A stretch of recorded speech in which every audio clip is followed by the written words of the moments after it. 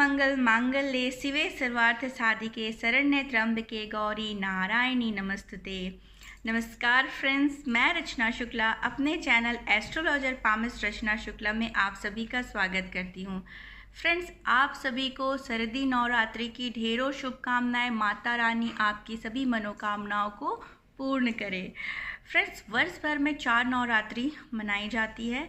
2 मौसम के परिवर्तन को इंगित करती है, शरदी नवरात्रि और चैत्र नवरात्रि, और 2 गुप्त नवरात्रि का विधान है। इस वीडियो में मैं जनरल से उपाय आपको बताऊंगी कि आप अपने पूजा को कैसे और सफल बना सकते हैं। कुछ मुझे पास रिक्वेस्ट आए कि अगर हम सप्तशती का पाठ करें तो उसका एक्चुअल विधान क्या है, और अगर नौकरी या विवाह को और अच्छा करना हो, या धन प्राप्ति या शत्रु बाधा या कोर्ट कचहरी को दूर करना है, तो हम ऐसी कैसी प्रार्थना या कैसी पूजा करें जो हमारे लिए फलित रहेगा। तो आज उसके लिए मैं आपको टिप्स बताऊंगी। तो सबसे पहले हम बात करेंगे कि पूजा का जो नॉर्मल पूजा है उसका विधान क्या रहेगा। कल से नवरात्रि का आरंभ हो रहा है। आप सबसे पहले सुबह स्नान करिए और कल 11 बजे इंडियन टाइम से, क्योंकि ये वीडियो कई कंट्रीज देखेंगे तो टाइम पूछेंगे, आप गूगल कर सकते हैं टाइम के लिए अपने लिए। तो धनु जो लगन है 11 बजे का, वो ज़्यादा सर्वश्रेष्ठ है अगर आप कलश स्थापना, घट स्थापना करते हैं तो। अदरवाइज़ आप सवेरे उठिए, स्नान करिए, शुद्ध करिए, पवित्र करिए, तन मन से अपने आप को पवित्र करिए और अपने मंदिर को पूर्णतः साफ करिए और आसन दीजिए आप भगवान को। मैंने कई बार वास्तु में चेक किया है कि भगवान को ऐसे ही बिठा दिया जाता है मंदिर में, आसन नहीं देते हैं। आप आसन दीजिए भगवान को, माता रानी को आसन दीजिए, उन्हें स्नान कराइए, साफ करिए, अपने मंदिर को साफ करिए, घर साफ करिए, बाहर साफ करिए, रंगोली डालिए, एक उत्सव की तरह मनाइए। और अगर एक सुहागन स्त्री इनकी पूजा कर रही है तो आप पूर्णतः तैयार होइए। जिस तरह भी आप तैयार होते हैं आपके कल्चर में, आप तैयार होइए और उसके बाद पूजा करिए, ताकि जिस रूप में आप पूजा करें माँ उस रूप में आपको आशीर्वाद दे। जिस भाव से आप पूजा करें वो भाव की माता रानी उसमें वृद्धि करे। तो इसीलिए तन मन से शुद्ध होकर इसकी पूजा करिए। दूसरा, आप इस पूजा में सबसे पहले तो भूमि पूजन करेंगे। भूमि पूजन कैसे करेंगे? धरती माता की जल छिड़केंगे, अक्षत सिंदूर और फूल चढ़ाएंगे। आपको नहीं आता कोई पूजा, कोई बात नहीं, कोई मत नहीं, धरती माता को ऐसे ही प्रणाम कर लीजिए, धरती माता को, उनसे आशीर्वाद मांगिए। फिर कलश की स्थापना करिए। हमारे वास्तु में हमेशा कहते हैं कि पुराने टाइम में कोई देवी देवता का चित्र नहीं हुआ करता था, तो हम सबसे पहले कलश की स्थापना ही करते थे। वो कलश लक्ष्मी और गणेश भगवान का स्वरूपा होते कहा जाता था, और इसका घर में रखना सर्वश्रेष्ठ माना जाता है, शुभता की निशानी की, इस भाव से कि हमारे घर में सदैव मंगल और शुभ ही शुभ रहे, हर समय हर कार्य मंगलमय ढंग से हो या मांगलिक कार्य हो। तो अगर किसी के घर मांगलिक कार्य नहीं हो पा रहा है, या किसी के घर मंगल या शुभ नहीं हो पा रहा है किसी भी चीज़ में, चाहे वो व्यापार में हो, काम काज में हो या रिलेशनशिप में हो, तो आप एक मंगल कलश की स्थापना करें। मंगल कलश की स्थापना कैसे कर सकते हैं? छोटा सा लोटा ले लीजिए, कलश ले लीजिए, उसमें जल डाल लीजिए। जल में आप ₹1 रुपए, एक हल्दी की गांठ, एक सुपारी, कुछ भी नहीं था, पैसे रख लीजिए, आप पानी भर के रख लीजिए।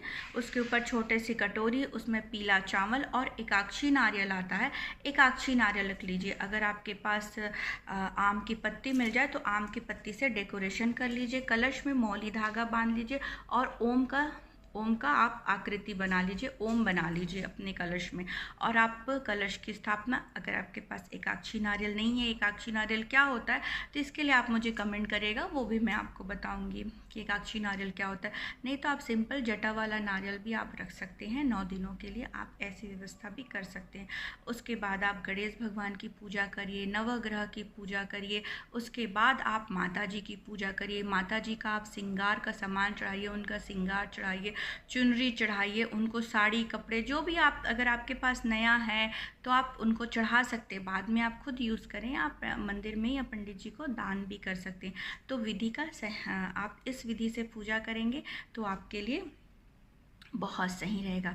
दूसरा ये कि आप आसन में बैठे। मैंने हमेशा देखा है कि लोग बिना आसन में बैठ जाते ज़मीन में।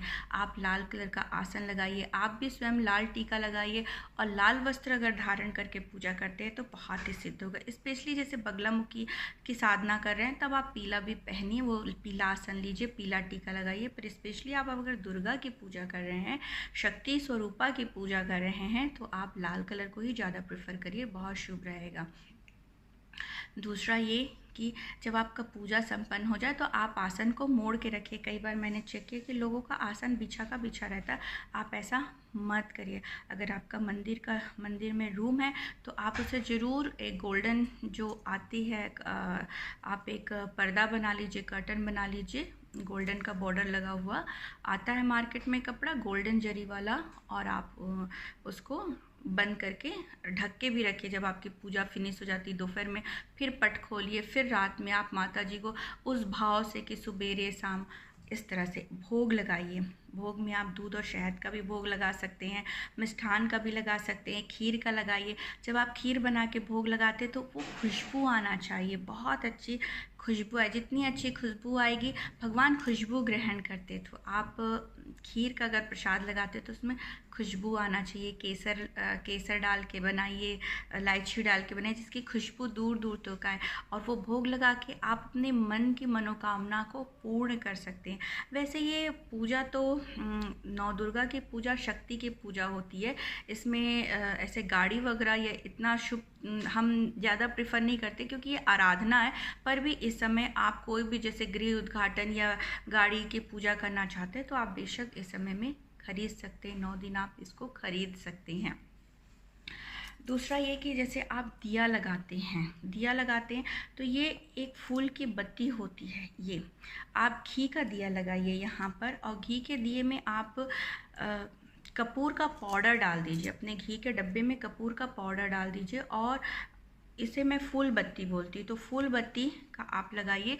और अगर आपको लगता है कि आपको किसी चीज़ का बाधा, आपका काम रुक रुक के चल रहा है, नौकरी या व्यवसाय में बाधा आती है, आपके घर मांगलिक कार्य नहीं हो पा रहा है, या किसी तरह का प्रोग्रेस नहीं हो पा रहा है, डिप्रेशन है, बच्चों में प्रॉब्लम है, या पढ़ाई नहीं कर पा रहे, तो यहाँ पर आप क्या करेंगे कि लौंग और थोड़ा सा तिल 2-4 दाना स्प्रिंकल करके अगर आप माँ का दिया करते हैं, माँ की आरती करते हैं इस प्रकार की बत्ती और घी से, तो आपकी मनोकामना सिद्ध होगी, और वो जो बाधा है वो भी उस बाधा से मुक्त होगी।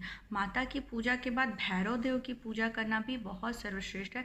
तो रात के समय में ऐसे ही फूल बत्ती को सरसों के तेल में सेम कपूर का पाउडर डाल सकते हैं, और थोड़ा सा तिल्ली 2-4 दाना, और तिल सेसमी सीड और लौंग, ये करके आप जहाँ जल वाला स्थान है आपके किचन में, जहाँ पर आप बर्तन धोते सिंक, वहाँ पर आप रात में भैरव बाबा की आराधना, क्योंकि माँ शक्ति की पूजा भैरव बाबा की पूजा के बिना अधूरी। तो आप भैरव बाबा की भी पूजा करें और उनसे भी प्रार्थना आशीर्वाद लें, क्योंकि वो उनके द्वारपाल हैं।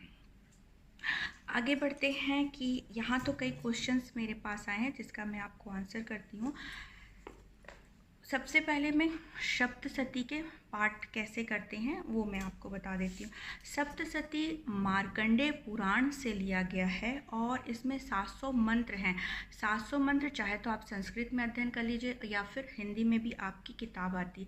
किताब पढ़ने में कई सावधानी आप रखिएगा। एक तो हम हिलते हिलते पढ़ते हैं, अगर आप हिलते हिलते पढ़ते हैं तो बिल्कुल बंद कर दीजिए। आप जब भी बुक पढ़ें तो हिलते हिलते मत पढ़िए, पहले तो आप स्थिर रहिए। दूसरी एक चीज़ और कि हम बुक को हाथ पे लेके पढ़ते हैं, बुक को हाथ में रख लेते हैं, हाथ में मत रखिए। एक तो लकड़ी का बना आता है रखने के लिए स्टैंड, या तो वो लीजिए, नहीं तो लाल कपड़े में बिछा के आप बुक को रखिए। और उसके पहले जब भी आप किताब उठाएं सप्तशती की किताब के बारे में ये कहा गया है कि सिर्फ इच्छा मात्र से ही आपकी मनोकामना पूर्ण हो जाती है। कल्प वृक्ष के समान होता है। अगर आप इसका पाठ करती हैं या मन में इच्छा रखती हो, आपकी इच्छा ही पूर्ण हो जाती। इतना इसका महत्व दिया गया है। इवन दुर्गा या माँ शक्ति की उत्पत्ति ही इस कारण से हुई थी कि देवताओं ने की थी कि उनके कुछ ऐसे चीज़ें थे जो वो कर नहीं पा रहे थे, तभी माता की उत्पत्ति हुई थी कि उस चीज का संहार करने के लिए माता की उत्पत्ति थी, शक्ति की उत्पत्ति हुई थी, शक्ति का निर्माण किया गया था। तो यहाँ पर सप्तशती के पाठ में आप सप्तशती किताब का भी अध्ययन करिएगा, आपके लिए बहुत शुभ रहेगा। और इसको हिलते हिलते मत कीजिए और बहुत ज़ोर ज़ोर से नहीं करना चाहिए, उस स्वर से करना चाहिए जितना आप तक ही सुनाई दे और बाहर ना सुनाई दे। बहुत ज़ोर ज़ोर लाउड होके नहीं करना चाहिए, हिलते हुए मत करिए। प्लस उस किताब की भी पहले पूजा करिए, आराधना करिए, उसके बाद फिर आप इनकी करिए। वैसे भी जैसे कि आप नवग्रह की पूजा कर रहे हैं तो या सभी चीज़ों की जब आप पूजा करते हैं, अगर कोई किताब पुस्तक भी उठाते फॉर एग्ज़ाम्पल, तो आप किताब की भी पूजा, उस पुस्तक की भी पूजा करना अनिवार्य माना जाता है। तो वैसे ही जब भी सप्तशती की किताब उठाएं तो आप उनकी पूजा अर्चना करें, माथे से लगाएं, हाथ पैर जोड़ें उनके सामने और अपनी इच्छा रखें और फिर अध्ययन स्टार्ट करिए। 700 मंत्र है, आप को बता दिया गया है कि कैसे पढ़ना गया है। अब आगे बढ़ते हैं। सप्तशती का जो है इसमें 700 मंत्र हैं और 13 अध्याय दिया गया है। अब चाहें तो आप इसको एक दिन में, इसको 3 भागों में बांटा गया है। कैसे 3 भागों में बांटा गया है? जैसे प्रथम चरित्र, मध्यम चरित्र और उत्तम चरित्र 3 भागों में बांटा गया है। या तो पहले दिन ही पढ़ के आप पूरे 700 मंत्र या 13 अध्याय पहले दिन ही पढ़ लीजिए। अगर आप ऐसा नहीं करते हैं तो उसके लिए दूसरा विधान क्या है? पहले आप प्रथम चरित्र का अध्ययन करिए, उसके बाद आप द्वितीय चरित्र का अध्ययन करिए, जिसमें द्वितीय अध्याय, तृतीय अध्याय और चतुर्थ अध्याय आता है। उसके बाद तीसरे दिन आप इसका उत्तम चरित्र में बाकी जितने रेस्ट ऑफ अध्याय हैं उसका आप अध्ययन कर लीजिए। इस तरह का विधान दिया गया है। उसके बाद अगर आप ऐसा नहीं करते हैं तो उसके लिए क्या विधान दिया गया? पहले दिन आप पहले अध्याय का अध्ययन करिए, दूसरे दिन आप दूसरा और तीसरा अध्याय का अध्ययन करिए, चौथे दिन आप चौथा और चौथे अध्याय का अध्ययन करिए, चौथे दिन आप 5वां, 6वां और 7वां 8वां अध्याय का अध्ययन करिए, 5वें दिन आप 9वां और 10वां अध्याय का अध्ययन करिए, और 6वें दिन आप 11वां अध्याय का अध्ययन करिए, और 7वें दिन आप 12वां और 13वां अध्याय जो कि मोक्ष के लिए होता है उस दिन आप इसका अध्ययन करिए।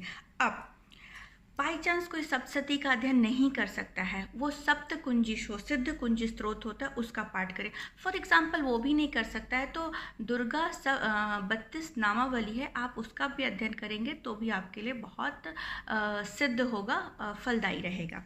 अब इसका अध्ययन कैसे करते हैं? एक आप नॉर्मल पढ़ रहे हैं, नॉर्मल अध्ययन कर रहे हैं, नॉर्मल है, तो यहाँ पर क्या करेंगे? दुर्गा सप्तशती के पाठ करने से पूर्व पहले आपको कवच, अर्गला स्रोत और कीलक का पाठ करना है। उसके बाद ही जैसे कि आप रोज पढ़े तो पहले आपको इन तीनों का, कवच, अर्गला स्रोत और कीलक का पाठ करना होगा, उसके बाद ही अध्ययन आप करेंगे। अगर आप किसी विशेष उद्देश्य या कामना को लेके कर रहे हैं, जब भी आप पुस्तक उठाएं या आप पढ़ना शुरू करें तो आप क्या करें? हाथों में जल लें, ठीक है, अपना नाम, जैसे कि मैं कर रही हूँ, अपने पति का नाम, अपना गोत्र, किस स्थान में हूँ, कौन सा दिन है, आप मत करिए, इतना नहीं आता तो मत करिए।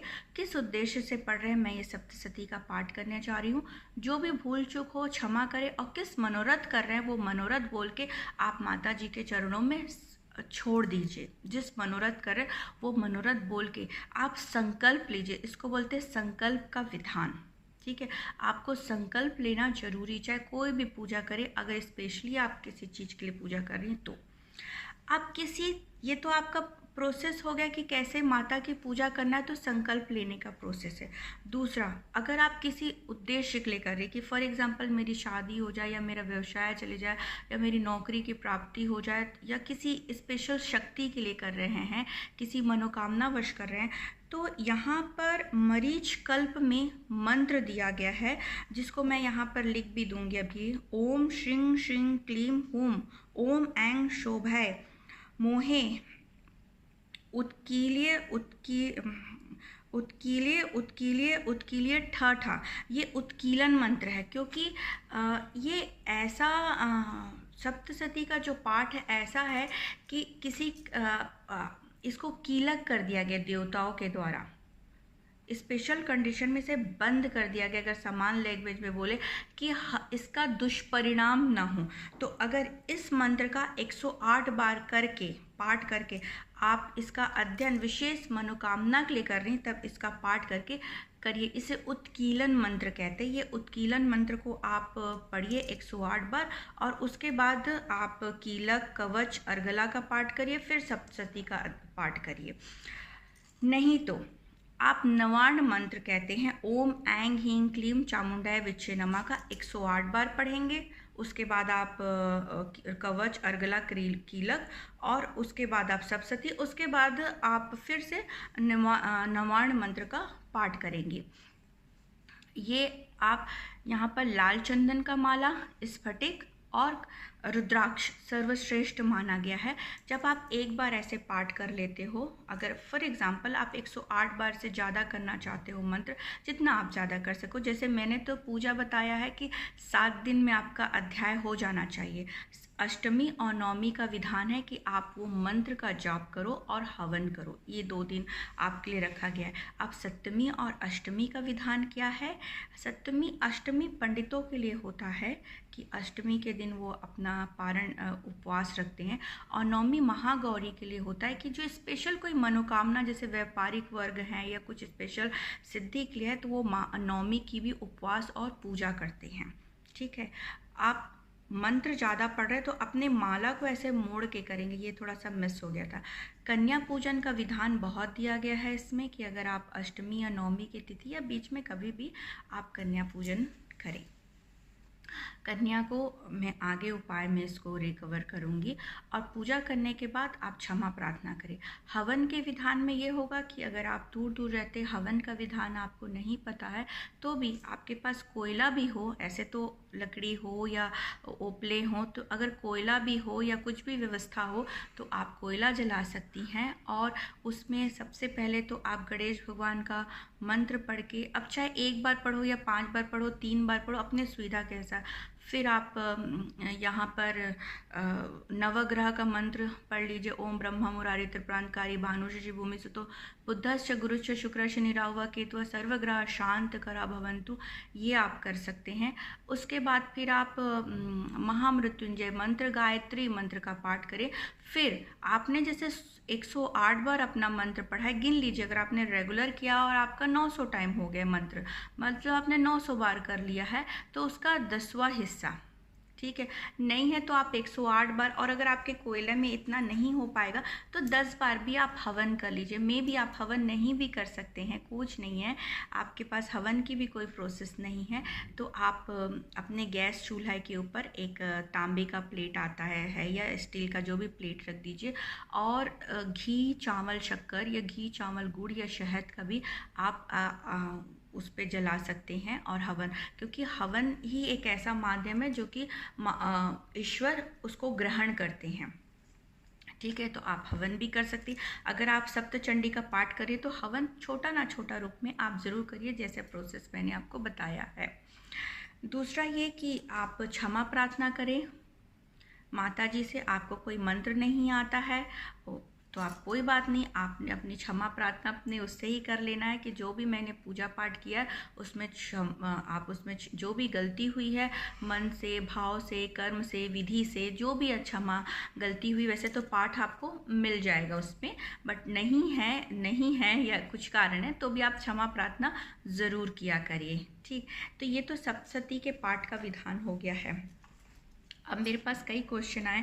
सबसे पहला क्वेश्चन, तो अगर किसी लड़के की शादी में लेट हो रहा है तो उसके लिए अर्गला श्रोत का आप पाठ करें। अर्गला श्रोत में मंत्र दिया गया हुआ है, वो मंत्र का पाठ करें। और जैसे मैंने बता दिया है कि आप संकल्प ले लें। फॉर एग्जाम्पल, जो लड़का है वही खुद ये मंत्र पढ़ना वही पढ़े, ऑब्वियसली वही पढ़े, तो वो हाथ में अपना जल ले, अपना नाम, अपने पिता का नाम, अपना गोत्र, और जिस उद्देश्य से कि मतलब शीघ्र विवाह और अच्छी पत्नी प्राप्ति हेतु आप ये मंत्र ये जो जल है माता रानी छोड़ के आप 9 दिन इसका पाठ करें। और अगर 9 दिन आप इसका पाठ करते तो कोशिश करें कि इसमें लहसुन प्याज का भी सेवन ना करें। और 9 दिन तक का या हमेशा या जो भी कोई पूजा पाठ करता है उसको किसी को भी दुखी करना या अपनों का दुखी करना या किसी भी आत्मा को पीड़ा नहीं पहुंचाना चाहिए। इस चीज़ का आप ध्यान रखेंगे, किसी भी आत्मा को कष्ट ना हो। आत्मा मतलब आपके आसपास जो रहने वाले लोग हैं उन्हें कोई आप कष्ट ना दे, कोई दुख ना दे। अगर किसी का लड़की का विवाह नहीं हो रहा है उसको करना है तो कात्यायनी माता जो हमारी छठवीं देवी, छठवां दिन में जो माता की आराधना की जाती है, तो आप कात्यायनी माता की पूजा करें। और कात्यायनी मंत्र दिया गया है आप गूगल से भी देख सकते हैं, वैसे मैं यहाँ पर भी डाल रही हूँ। आप इसको पढ़ के आप करिए, माता रानी का संकल्प लेके आप इस मंत्र का पूजा करें, इस मंत्र का आप मंत्र सिद्धि करें और हमेशा करें जब तक विवाह नहीं हो जाता। नॉट ओनली पर इस 9 दिन का अगर आप विधान करती हैं तो आपके लिए सर्वोत्तम रहेगा। कात्यायनी मंत्र की आप पूजा करें कात्यायनी मंत्र के साथ। तो आप छठी माता जो हैं कात्यायनी माता, उनकी आराधना करें शीघ्र विवाह और अच्छे पति प्राप्तार्थ हेतु। और एक क्वेश्चन आया है कि बच्चों में बच्चे होने के लिए या जो बच्चे हैं उनके अच्छे हेल्थ के लिए, लंबी आयु के लिए, वो अच्छे से पढ़ाई करें।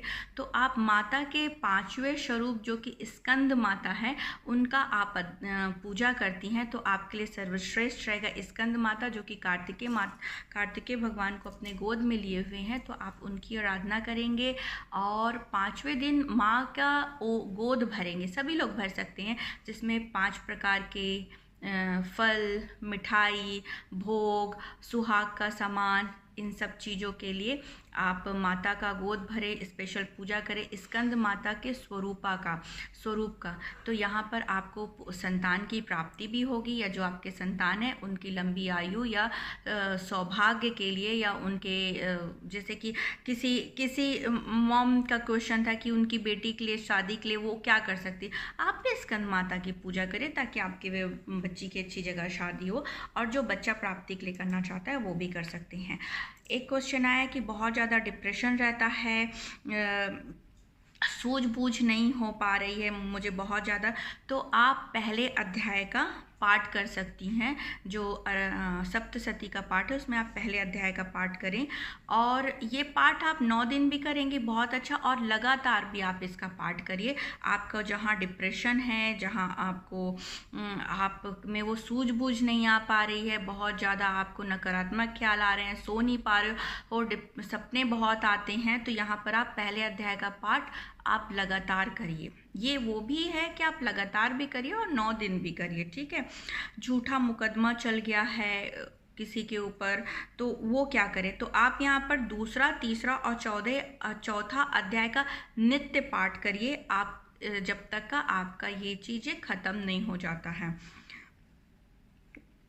शत्रु बाधा बहुत ज़्यादा है या विरोधी बहुत ज़्यादा परेशान करते हैं, कभी घर में कभी ऑफिस में, ये क्वेश्चन आया, तो आप तीसरे अध्याय का पाठ करिएगा, नित्य पाठ करिए, ठीक है।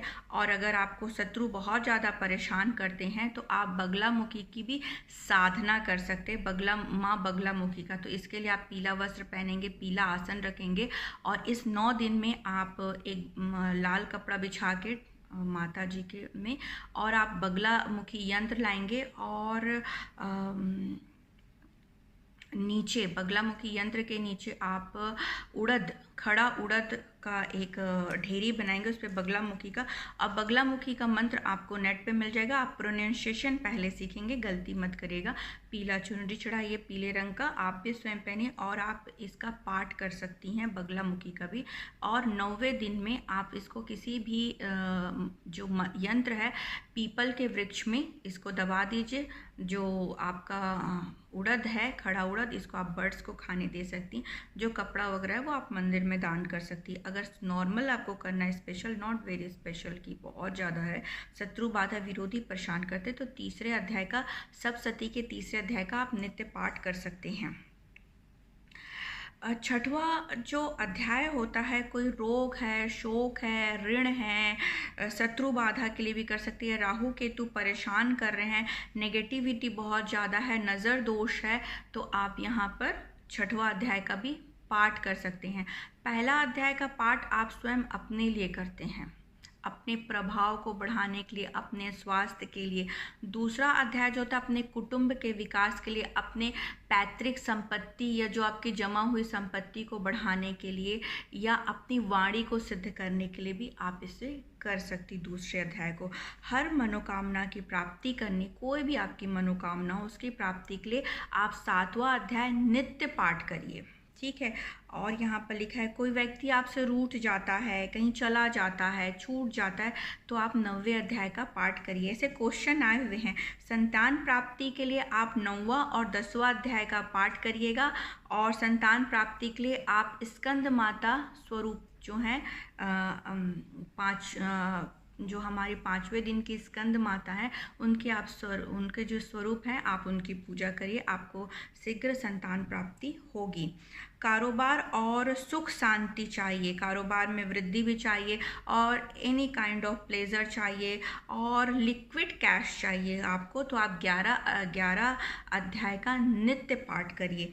मान सम्मान चाहिए, हर तरह से आपको लाभ चाहिए, तो आप 12वां अध्याय करिए। और मोक्ष की प्राप्ति चाहिए आपको, कि आप बुजुर्ग हो गए हो, या आपको लगता है कि भगवान ने जितने सुखी से मुझे भेजा है और उसी सुखी से आपको ले जाए, तो आप 13वां अध्याय का पाठ करिए। हम महामृत्युंजय में पढ़ते ना, बोलते हैं कि प्रभु आपने जैसे एक वृक्ष में फल लगता है और वो पकता है और अपने आप डाल से गिर जाता है, तो वैसे ही हमें ले जाइए। तो आप मोक्ष की प्राप्ति के लिए, इस जन्म और मरण की मुक्ति के लिए आप 13वां अध्याय का पाठ कर सकते हैं।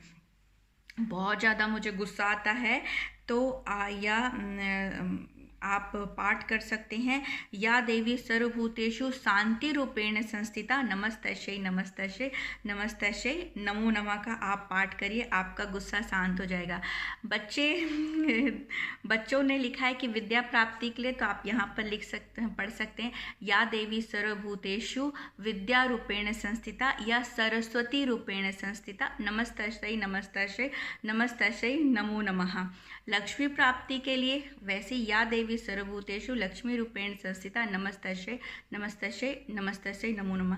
अपने ज़िंदगी में शक्ति चाहिए, पावर चाहिए, एनर्जी चाहिए, तो या देवी सर्वभूतेषु शक्ति रूपेण संस्थिता नमस्तस्यै नमस्तस्यै नमस्तस्यै नमो नमः। या देवी सर्वभूतेषु विष्णु प्रिय नमः संस्थिता नमस्तस्यै नमस्तस्यै नमस्तस्यै नमो नमः। किसी लेडी ने पूछा है कि मैं अपने पति की कैसे और सेवा करूं, तो आप इस मंत्र का उच्चारण करिए, विष्णु प्रिय, और सेवा करिए, और देखिए आपकी मनोकामना पूर्ण हो जाएगी। कात्यायनी देवी की पूजा विवाह बाधा को दूर करेगी। कात्यायनी माता और कात्यायनी पूजा का पाठ करिए, जो वो कुमारी लड़कियों के लिए है, आपके लिए बहुत अच्छा रहेगा। आप इसे नेट में भी देख सकती मंत्र को, वैसे मैं यहाँ पर कात्यायनी पूजा भी डाल रही हूँ, पर आप नेट में भी दे सकती हैं। 7वां अध्याय का पाठ आप कर सकते हैं। किसी ने पूछा नौकरी के लिए कौन सा क्या पाठ करना है, तो 7वां अध्याय, सप्तशती में 7वां अध्याय नित्य पाठ करिए। अगर आपको लगता है कि नौकरी में स्टेबिलिटी नहीं मिल रही है, या तत्काल आपको ऐसा लग रहा है कि नौकरी चाहिए, नौकरी नहीं है, तो 7वां अध्याय का पढ़िए और नित्य करिए, ताकि आपकी नौकरी में स्टेबिलिटी भी रहे। 4था अध्याय भी नौकरी के लिए पढ़ सकते हो, 7वां अध्याय भी, दोनों पढ़ सकते हो साथ साथ में, दोनों अच्छा है। साथ में क्षमा प्रार्थना करना बहुत ज़रूरी है। जो भी है मंत्रहीनम क्रियाहीनम बुद्धिहीनम सुरेश, वो आप ज़रूर पढ़ें, वो दिया रहता है, नहीं तो हाथ जोड़ के आप प्रार्थना कर सकती हैं। भैरव बाबा की पूजा करना बहुत ज़्यादा ज़रूरी है। निवाण मंत्र की पूजा करना, निवाण मंत्र की बहुत ज़रूरी है, ये आप पूजा ज़रूर करें। बाकी और कोई क्वेश्चन है? हाँ, कलश की स्थापना जैसे मैंने बोला है बहुत ज़्यादा ज़रूरी है। एक चीज़ याद रखना, किसी की आत्मा को ठेस ना पहुँचे। आप पूजा या करें या ना करें वो नहीं है कि आप पूजा ही करेंगे तो भी माता का आशीर्वाद मिलेगा, ऐसा कुछ नहीं। हम शुद्ध रहे, हमारा मन शुद्ध रहे, हम किसी की कोई आत्मा को ठेस ना पहुँचे। हम पूजा करके आते हैं, अब फिर लड़ाई झगड़ा करें या किसी का अपमान करें, बेइज्जती करें, चुगली करें या किसी को हम प्रताड़ित करें, दुख दें, ये सही नहीं है। तो अगर आप चाहें तो पूजा नहीं हो पाती, कोई बात नहीं, आप ये भी कर्म करते हैं तो आपके लिए सर्वश्रेष्ठ रहेगा। किसी ने पूछा है गोमती चक्र के बारे में, तो गोमती चक्र का जो रहता है, अगर ये गोमती चक्र है, इसके बहुत सारे उपाय होते हैं। ये मेरे पास एक बड़ा भी है और छोटा भी है। अगर आप गोमती चक्र को माता को अर्पित करती हैं, 7 गोमती चक्र, 9 गोमती चक्र, तो भी लक्ष्मी की प्राप्ति होती है, हर एक बाधा में मुक्ति होती। 2 गोमती चक्र का चक्र अगर आप माता के पास रखती हैं और 9वें दिन आप उसको अपने पर्स में रखती हैं या अपने तिजोरी में रखती हैं, 5 गोमती के चक्र या 7 गोमती के चक्र, तो भी आपके धन में कभी कमी नहीं होगी। अगर कोई व्यापार है तो आप पहले दिन गोमती चक्र, माता के चरणों में 4 गोमती चक्र रखिए और अपने व्यापारिक स्थल का जो डोर है उसके इन साइड की तरफ में लाल कपड़े में बांध के अगर आप टांगते हैं तो आपके जो भी ग्राहक अंदर घुसेगा वो बिना लिए वापस नहीं जाएगा। आप अपने तिजोरी में रखेंगे, आप इनकी 9 दिन पूजा करिए माता को अर्पण करके, और उसके बाद आप अपने तिजोरी में रखेंगे तो धन खाली नहीं होगा। पर्स में रखिए या जहाँ आपका पैसा रखने का स्थान है आप वहाँ पर भी रख सकते हो। आप अपने मंदिर में भी 9 गोमती चक्र रख सकते हैं।